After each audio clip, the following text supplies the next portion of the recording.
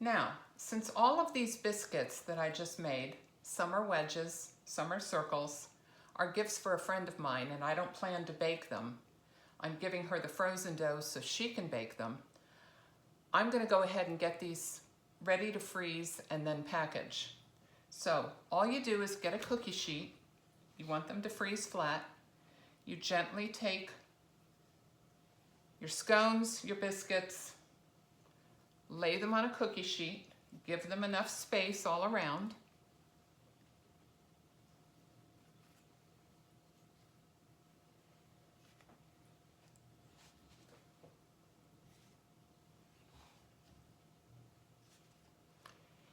And then you simply put it in your freezer flat and let it freeze. 3 to 4 hours from now, or tomorrow morning if I happen to forget this afternoon and don't get back to it, I'll take the cookie sheet out, pop everything off the sheet. They'll be nice and solid, frozen well, and I will put them into a freezer safe container, be it a Ziploc type bag or some kind of harder container.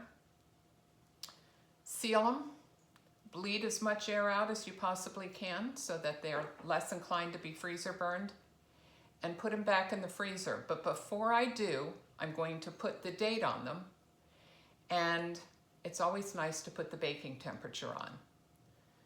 And that way you don't have to think about it when you take them out. So these will bake at 425. My particular oven, if I was baking them, they'd be baking at about 410 because my oven tends to run a little bit hot.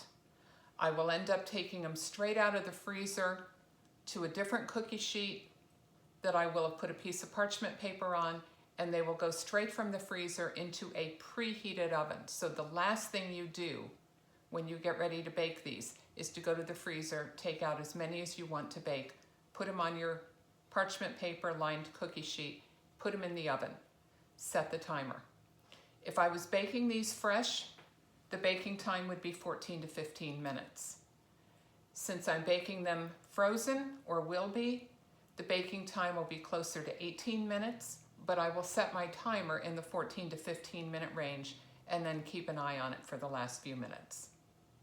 Enjoy.